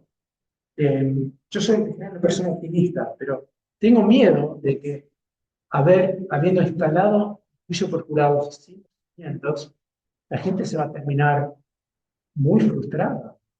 Yo he participado en selecciones de jurado bordil, no litigando, pero bien, ¿no? Donde están los jurados hasta la 1 de la mañana, no entienden lo que pasa. Claro, y la persona que se va de ahí, se va con una buena impresión. No, están enojados, los colectivos ya no funcionan, perdieron todo un día, no entienden por qué, estuvieron 11 horas esperando, entraron y le hicieron 10 segundos de pregunta los tacharon, claro, entran y salen. No, hay muchas cosas, eso es un ejemplo, pero hay tantas cosas que podemos hacer, porque no solo es instalar el certificado, pero realmente hay que se entienda el valor, que la gente entienda su rol. Y bueno, por eso me parece tan fundamental, por lo menos iniciar esta discusión. Reglas y o código. Pero las reglas están. La cuestión es, ¿las vemos o no las vemos? ¿Son consistentes o no son consistentes? ¿Son aplicables tras una puerta cerrada donde no sabemos lo que está haciendo el juez o la jueza? ¿O es algo que se puede litigar de una forma transparente y pública? Eso es el concepto fundamental, el concepto básico que yo quiero dejar sobre la mesa. Y bueno, ya presenté todo lo que le quería presentar, así que si hay temas que podemos charlar, preguntas específicas sobre reglas, cómo se litiga, cualquier cosa, estoy a su disposición. Sí. Yo, Ujú.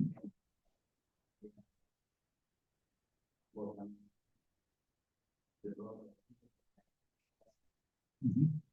y coincido con eso, de que no las tarjetas, no existe Ujú. las reglas. Ujú. Cuando se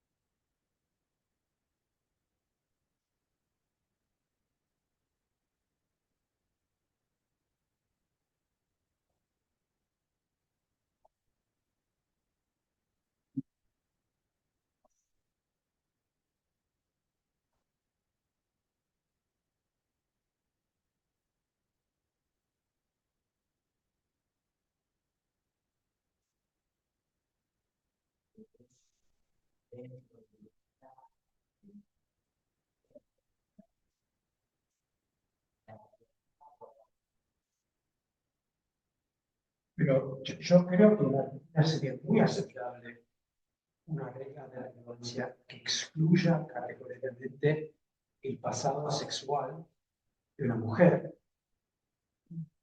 Ahora, eso, si la querella o la querella es una figura que para mí es difícil de entender, no tenemos querellas en Estados Unidos.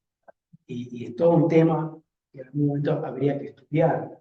Pero supongamos que en un caso una fiscalía quiere, para poder comprobar culpabilidad, quiere introducir algo del pasado sexual de esta mujer. Por ejemplo, que es lesbiana. la, de la víctima. Sí. Ah, Yo yo lo había mandado a la defensa. No está bien, pero estoy mirando, yo siempre miro de los dos lados. En ese caso, la regla de exclusión no estaría la a la fiscalía. La regla de exclusión es que La contraparte no puede contraexaminar o ofrecer prueba del pasado sexual de una supuesta víctima. La defensa, no importa con qué motivo, no puede entrar, no puede cuestionar o hablar del pasado sexual de una supuesta víctima, salvo que ese tema sea introducido a la fiscalía. Así existe en Estados Unidos. ¿Sí? ¿Cómo sería en Argentina? No sé, porque también está el eje del querellante, es algo que hay que evaluar. Uno no puede simplemente traducir al castellano las reglas norteamericanas y aplicarlas. No, son dos sistemas de realidad. Sí.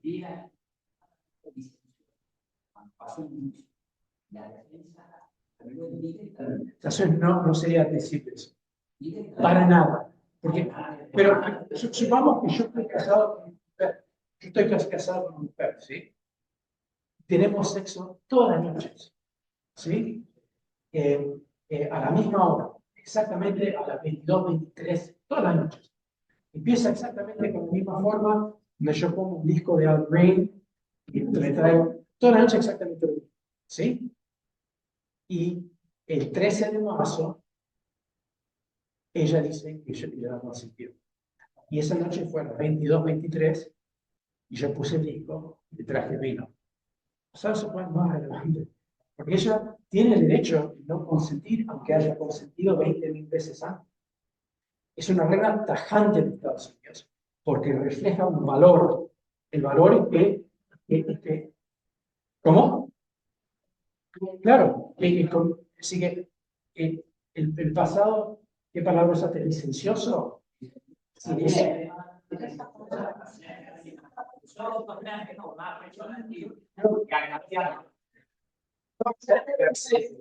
ese concepto, primero es difícil comprender lo que sería eso. ¿Qué sería? Pruebas de que ella tuvo relaciones sexuales consentidas con muchas personas en muchos momentos, más de una persona por noche. Bueno,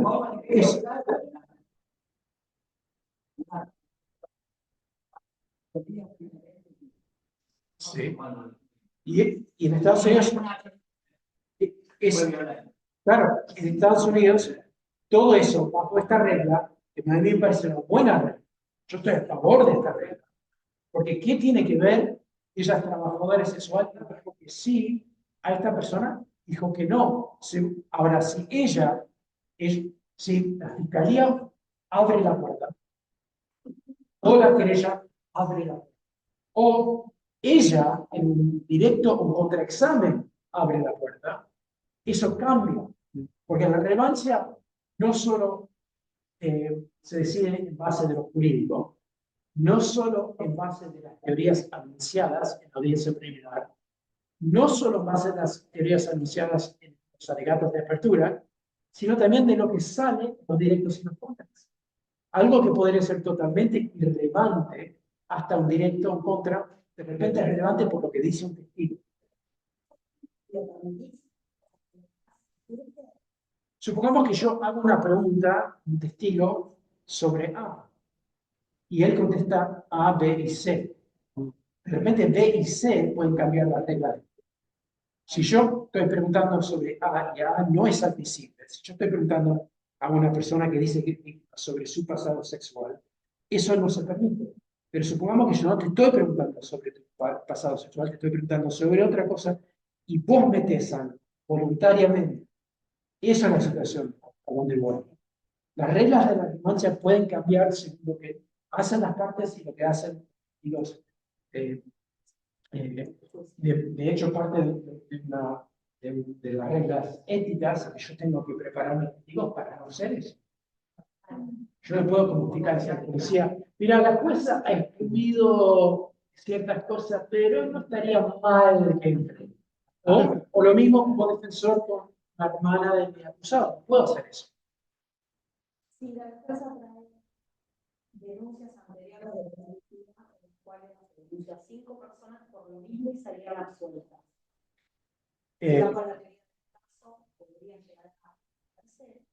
eso sería evaluado bajo la regla que hablamos antes de otros actos. La regla es, yo no podría decir, es una persona mentirosa, eso sería prueba de carácter. Pero podría decir que ella tiene, en inglés las excepciones son motive, intent, common scheme or plan, or knowledge. Common scheme, un esquema, una idea.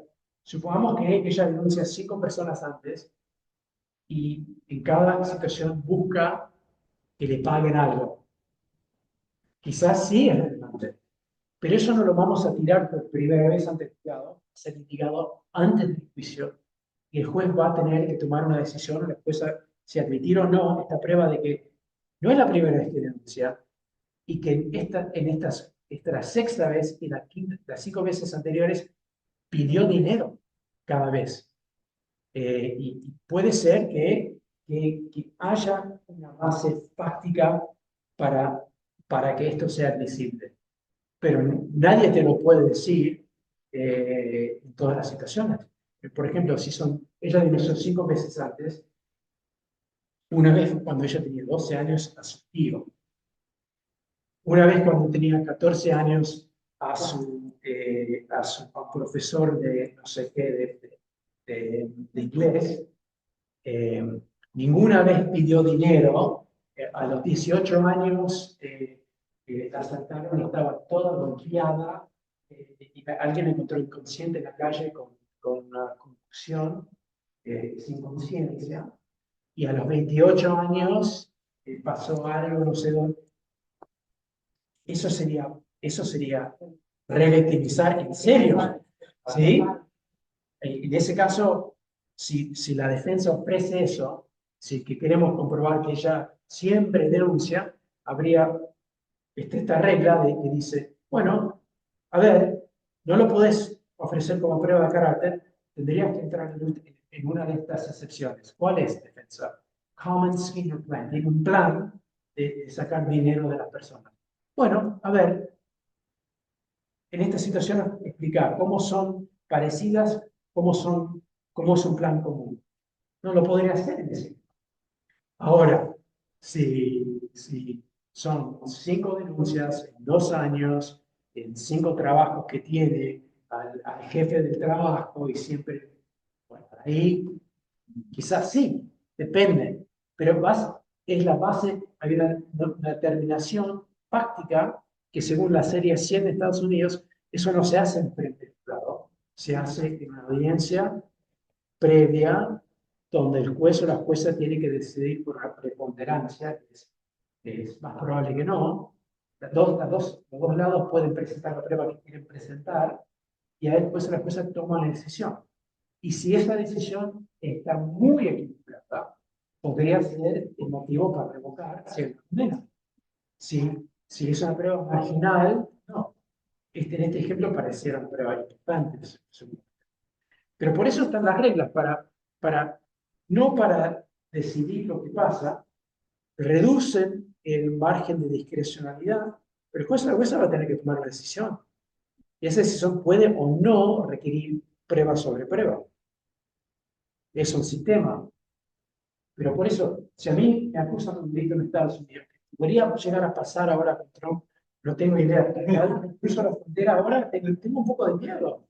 Y a mí me han contratado gente, abogados importantes de Estados Unidos, y dicen, che, tenés que estar listo por si me paran en la frontera, ¿no? Pero no es un chiste lo que está pasando. Pero si me acusan de un delito, yo elegiría un abogado o una abogada que es muy bueno en la litigación antes del juicio. Si tengo que elegir entre alguien que litiga muy bien los temas probatorios, la decisión o no de la prueba, y alguien que es muy bueno en juicio, muy bueno en juicio, yo me quedo con la persona que... Sin duda. Claro. Porque si querés ganar un juicio requiere traer la prueba. Si querés negociar bien, requiere traer la prueba. Y en Argentina toda esta fase está muy desprestigiada. Muy desprestigiada. Subestimada, ¿no? Claro, porque está todo en la cabeza del juez o la jueza inquisidora, la UTP se llaman. Claro. Pero todo, y esta es la parte que tenemos que desarrollar. Esto es el cimiento. En la provincia sería fundamental, porque tenemos el proceso y el sistema de espacio popular, tranquilamente se puede hacer un código, un anexo o reglas mismas dentro del código de procedimiento. No hay nada ahora, no hay nada ahora que, no hay nada ahora que prohíbe pedir muchas No, porque aparte muchos de estos cuestionamientos, de estas situaciones, más claro, en casación de jueces, varios pitos también de opiniones, o sobre todo con cosas muy puntuales de las que fuiste mencionando, de incorporación o de aceptación. Entonces, si hay discusión de aquel que debería unificar la jurisprudencia, sería excelente que pueda estar incluido en el código, solucionaría muchísimo. hay muchas, y hay cosas que son muy distintas. Por ejemplo, en Estados Unidos, el dicho de un imputado anterior al juicio no se considera hearsay. No es prueba de referencia. Porque es el dicho de una contraparte. Teóricamente, lo que dice la contraparte, yo puedo usar la contraparte. Eso viene en la parte civil, donde si yo soy el demandante, ella es la demandada, y ella dice algo, yo puedo usar en su contra. No es hearsay en Estados Unidos. En el contexto penal, eso se aplica a los dichos del acusado. Ahora, eso pareciera la Inquisición, ¿no? Entra cualquier cosa que dice un acusado.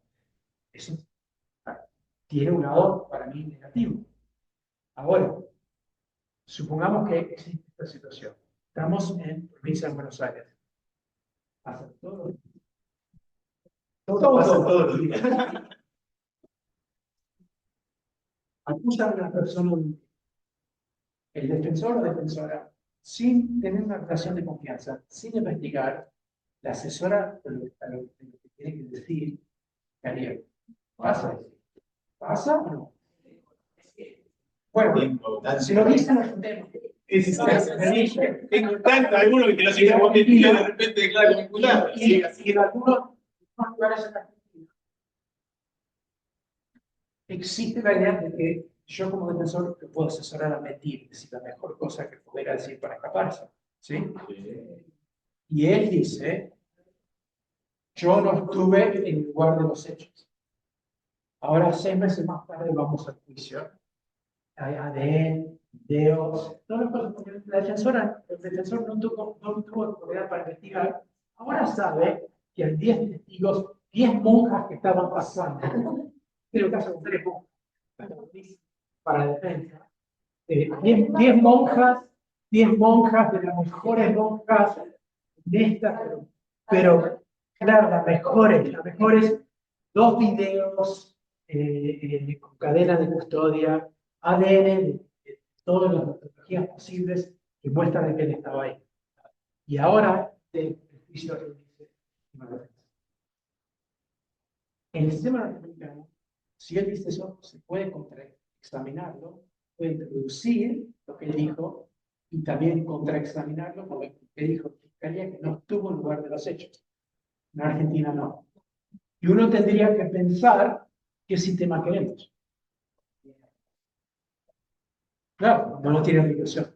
Lo que yo busco, yo como Martín, no como nadie más que eso, a mí me gustaría un sistema que se acerque más a la justicia definida como acercarnos a la verdad respetando algunos valores fundamentales.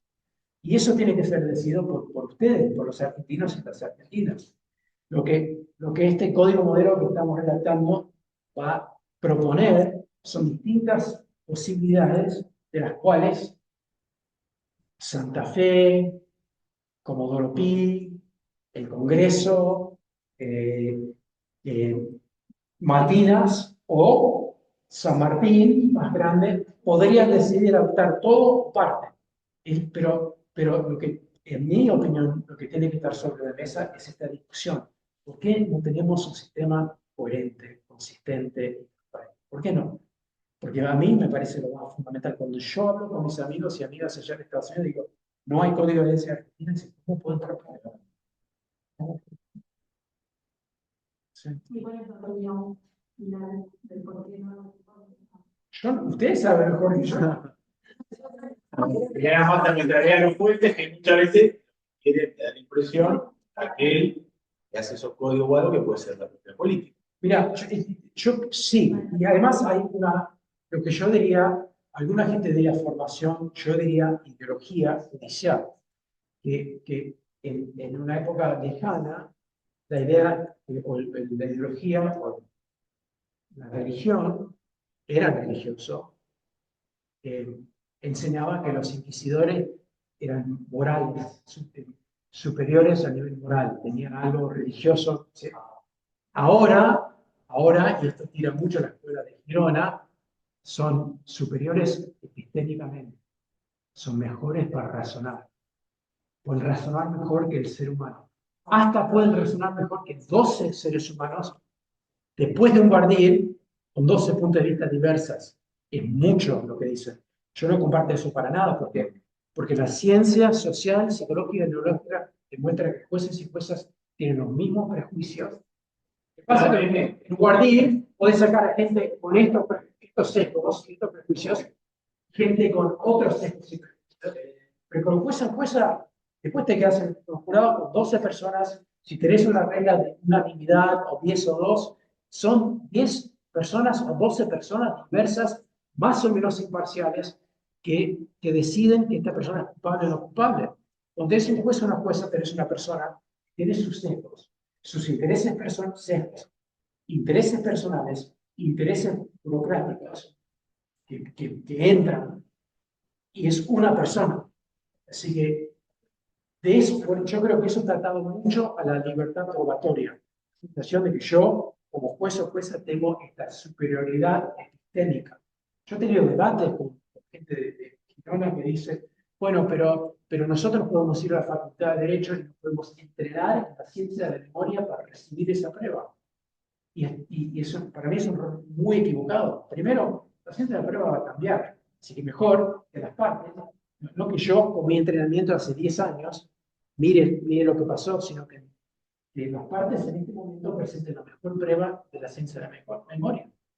Eso es una. Pero además, casi quiero reír, porque dentro de la UBA, cuando hablan de esta habilidad epistémica de los jueces y juezas, parece razonable, porque la UBA es... Que lo venden bien. La UBA es una mirada más, no, pero andar con médicos o médicas, o científicos, o ingenieros, sobre la capacidad de razonamiento analítica de los abogados y abogadas. Nos matan. Nos matan. No tenemos las herramientas, no tenemos el entrenamiento, así que cuando nos hablan de, bueno, hay herramientas epistémicas y yo como juez puedo, ¿no? Quizás es razonable en el espacio muy reducido de la UBA, pero en el mundo real nadie cree que tenemos esas habilidades.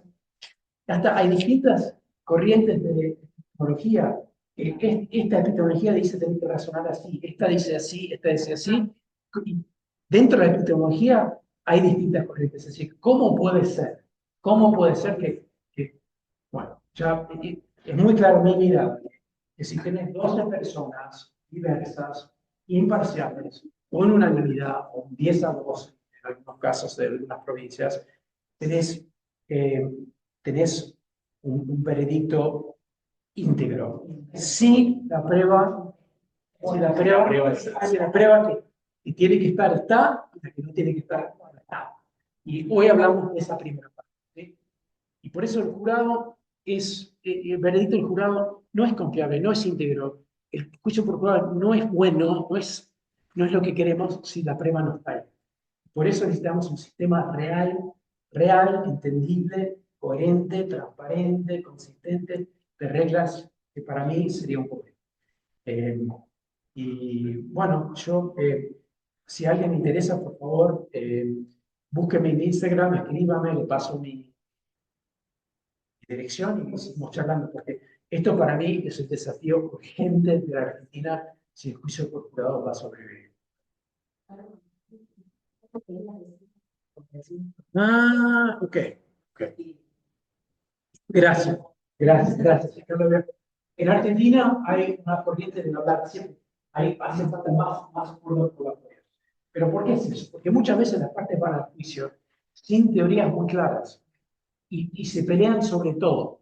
Así que hay un montón de cosas que realmente no están controvertidas, no son relevantes. Se pelean un montón. Por eso hay jueces y juezas que dicen, no, voy a usar acuerdos probatorios para que este debate esté más organizado.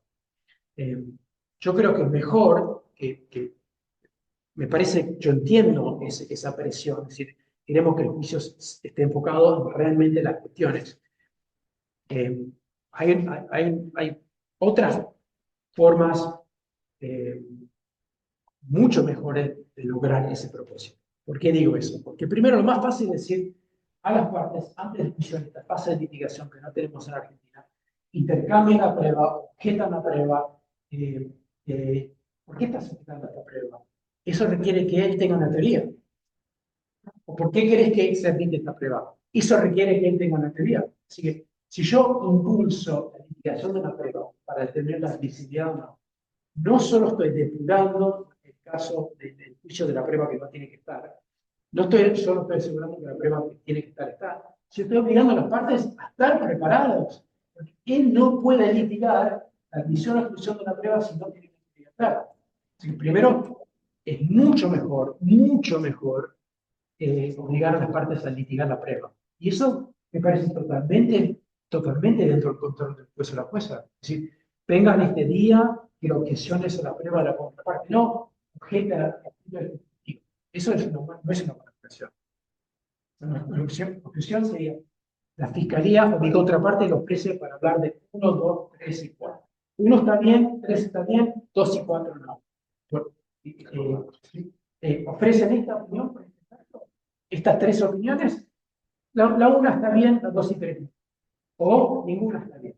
Pero el tema no es el testigo que se excluye o no se excluye, es la línea de testimonio que se excluye o no se excluye. Así que primero, el acuerdo probatorio intenta controlar las partes con esta regla muy fuerte.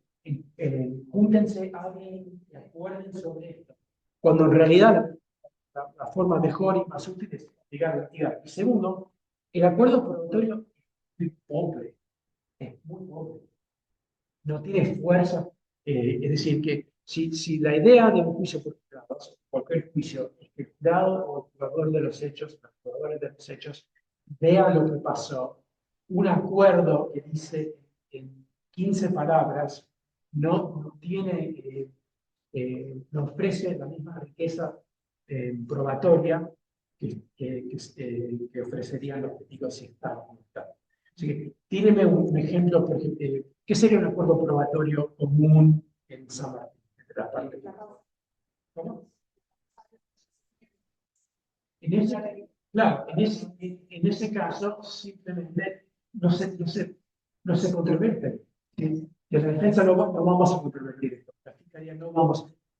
No hace falta reducirlo. Ahora, si eso ahorra sacar el perito de todo, perfecto, pero todo lo que yo tengo que decir en la alegato de apertura es acá no hay ninguna duda que esta persona murió con las 3 balas que entraron en su espalda. La cuestión es por qué entraron esas 3 balas. Si es una legítima defensa, ¿por qué? O, en caso de autor, ¿quién disparó esas 3 balas? Y ahí no hace falta. En ese caso, un acuerdo probatorio directamente no agrega nada, no hace nada. Pero hay otras situaciones donde hay acuerdos probatorios que limitan la prueba. Que esta persona sufre de X síndrome o algo así. Que sufre de un defecto orgánico del lóbulo frontal. Es mucho mejor que el jurado escuche esa prueba si yo quiero que el jurado tome una decisión. Siempre acá, como mucho que se hicieron lugar pues podríamos actuar. Yo imagino situaciones donde como juez o jueza para mí sería importante. Supongamos que la fiscalía dice, yo como defensor agarraría, de acuerdo, pero no sé si como juez o jueza lo aceptaría. No vamos a presentar Estoy hablando como fiscal ahora. No vamos a presentar nuestras víctimas. Vamos a entrar en un acuerdo probatorio con la defensa que estas dos víctimas sufrieron un daño, ¿cómo se dice? Corporal, una lesión agravada. Yo, es gravísima yo como juez o jueza, yo entiendo que la defensa estratégicamente prefiere eso. Entiendo quizás que la fiscalía me podría persuadir que quizás no quieren que venga las víctimas porque le va a causar un daño moral, un daño Se victimiza. Sí, entonces en ese caso lo aceptaría. Pero la fiscalía en ese caso está tomando un riesgo que el juzgado puede decir acá realmente no tenemos una prueba, ¿no? Nunca vimos las heridas, las lesiones. Así que hay distintas situaciones donde las partes tienen que evaluar bien si están diluyendo un valor probatorio / persuasivo, si reducen algo a un acuerdo probatorio. Pero en Estados Unidos se usan muchas veces los acuerdos probatorios para la base de admisión de la prueba o no. Este documento reúne los requisitos para entrar con una excepción. Este es el plan de esta zona de la ciudad. Este es el croquis del departamento. Muchas veces sirven para la fundación de otra prueba, no para algo fáctico que se puede comprobar. Pero eso es una acción estratégica de las partes si quieren, quizás por algún otro fin, eh, eh, reducir el valor probatorio / persuasivo de la prueba. Pero acá se usa en Argentina, se usa mucho más de lo que se usa allá. O por lo menos se está hablando de usar mucho más allá, acá que allá. Pero los jueces pueden incluirse en esa convención, o sea, tiene que pasar por el filtro del juez. Sí. Sí. Por ejemplo, podría haber un acuerdo probatorio sobre algo completamente irrelevante. Podrían proponer algo que es irrelevante. Y ahí el juez de las cosas tendría que decidir si es irrelevante, ¿por qué lo dejan para? Las partes tendrían que... Solamente el derecho de defensa. Pero ahí la defensa, si tiene una teoría, Claro, tendría que explicar por qué es relevante. Si no, claro, si no, pero ahí si es algo que es relevante para la teoría de defensa, y el juez lo excluye, habiendo escuchado los argumentos. La defensa no dice nada, es la culpa de la defensa, no del juez. ¿Sí? La defensa dice, argumenta y explica por qué es necesario para su teoría, el juez lo excluye, pero si después hay una condena, bueno, eso puede ser una grave. Pero la vieja escuela de defensa que no hace nada no funciona. Pero tampoco funciona mucho con jueces y juezas. Decimos, lo tienen los propios. Claro. Gracias, Sí. Bueno, porque yo siempre intento apoyar, así que si a ustedes les interesa algo, búsquenme en Instagram, mando mi WhatsApp y seguimos en contacto. Pero para mí, este es el desafío urgente. Si queremos que funcione el mercado, si no queremos, no.